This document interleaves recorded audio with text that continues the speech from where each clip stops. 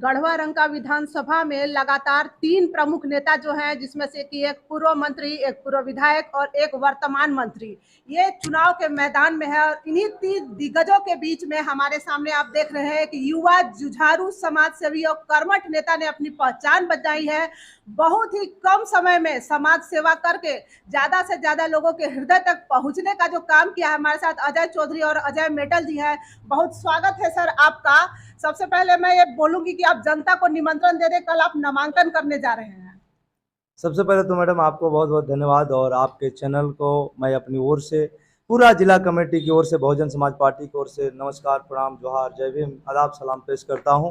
और जैसा कि आपको मालूम है कि बहुत सोच समझ के इस बार गढ़वा रंका विधानसभा में समीकरण को बनाते और देखते हुए, और यहाँ जो विगत 1.5-2 साल के अंदर जो अजय मिटल ने गरीब गुरबा के लिए लड़ने के लिए काम किया है, लाठी खाने के लिए काम किया, आवाज हमेशा उठाने का काम किया है, उस पर विश्वास करते हुए सुश्री बहन कुमारी मायावती ने मुझे उम्मीदवार बनाया है।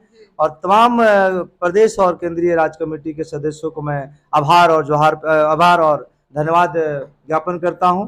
और जहां तक नॉमिनेशन की बात है मैडम, तो ये नॉमिनेशन हमारी 24 अक्टूबर 2024 को होने वाली है, जो गुरुवार को 24 अक्टूबर पड़ रहा है। तो आपके इस चैनल के माध्यम से गढ़वा रंग होगा सर, कहां से कहां आपकी रैली और सभा चलेगी, इसकी भी जानकारी दे दें। बिल्कुल बिल्कुल। तो गढ़वा रंका विधानसभा के तमाम मतदाताओं से, गरीब गुरबा मजदूर किसान साथियों से अपील करते हैं कि मेरे नामांकन यात्रा में, समारोह में आप भारी से भारी संख्या में शामिल हो। जो मेरी यात्रा के शुभारंभ जो मेरा घर है, निवास स्थान है छप्परदागा, जो डंडा प्रखंड में पड़ता है, वहां से चालू होके पूरनचंद चौक टड़वा रंका मोड़ होते हुए हम लोग SDO कार्यालय पहुंचेंगे, जहां पे मेरा नॉमिनेशन होगा। और एक बात बड़ी दुख के साथ कहना चाह रहा हूं कि इस लोकतंत्र में सबको चुनाव लड़ने का अधिकार है, लेकिन हम सभी गरीब गुरबा समझ के हमेशा दबाने और सताने का काम किया गया है। और मुझे ऐसा प्रतीत होता है कि जो मुझे इस गढ़वा रंका विधानसभा क्षेत्र के मतदाताओं को, गरीब गुरबा मजदूर किसान साथियों को जो संदेश देने का जो प्रोग्राम था, जो वहाँ पे फील्ड का परमिशन न मिलना, ये किसी हमको टाउन हॉल का भी परमिशन नहीं मिला। उसके बाद हम लोग रामा साहू का भी प्रयास किए, उसका भी नहीं मिल पाया। बड़े बड़े लोग सबको मिला है, वहाँ मंत्री मिथिलेश जी ने भी यही कार्यक्रम किए, गिरिनाथ सिंह का भी लगभग वही है, और सत्येंद्रनाथ तिवारी का भी रामा साहू और टाउन हॉल में है। तो आपके साथ ऐसा भेदभाव क्यों किया गया है? क्योंकि यही जो हमेशा से जो बड़े लोग हैं, गरीबों को दबाने का काम किए हैं।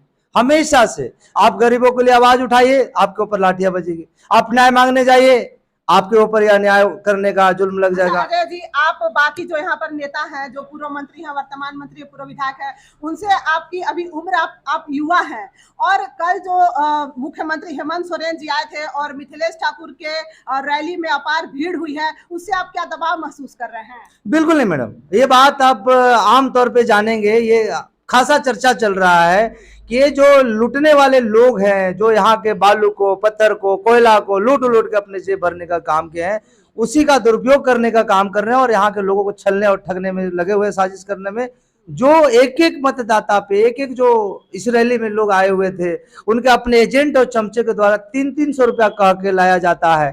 कहीं साड़ी, कहीं घड़ी, कहीं धोती, कहीं कपड़ा देने का लालच देके बुलाया जाता है। ये तमाम लोग समझ रहे हैं, और ये बात हम लोग घूम के जोर जोर से चिल्ला के कहे हैं कि जो लोग इस झारखंड की संपदा को लूटने में शामिल रहे हैं, जो लूटने का साजिश लगातार किए, उनको दोनों हाथों से लूटने का काम किया है। तो ये भीड़ पैसा की थी मैडम, ये भीड़ पैसा की थी, और उनके पैसा का इस बार था लगने वाला है कि गरीब गुरबा यहाँ मजदूर किसान जाग गया है। तो और कमस करते थे, दावा कर रहे हैं कि 50,000 से ज्यादा की भीड़ है, तो पैसे के बल पर लाई गई है, और क्या ये भीड़ वोट में तब्दील नहीं होगी? बिल्कुल नहीं मैडम। वोट देने वाले कौन है? हमको बहुजन समाज पार्टी अगर यहाँ प्रत्याशी बनाई है तो उसकी कारण क्या है? एक तो हमारा जो पृष्ठभूमि है, मेरी जीवन की शुरुआत प्रारंभिक शिक्षा को समाप्त करने के बाद में मजबूरी में, गरीबी में ट्रैक्टर पर मैंने मजदूरी करने से चालू हुआ है।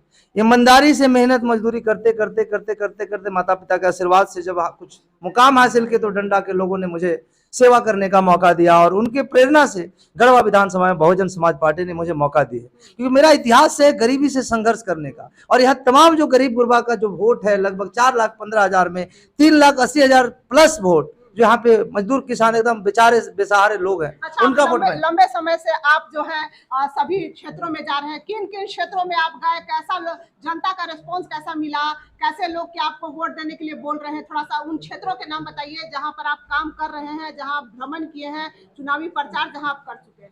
आप गढ़वा रंगा विधानसभा के 6 प्रखंड में हमारा संपूर्ण धुआंधार दौरा चला है। लोगों के जनसंपर्क टोले टोले, गांव गांव, मोहल्ले मोहल्ले, पगडंडियों पे चल के काम किया है।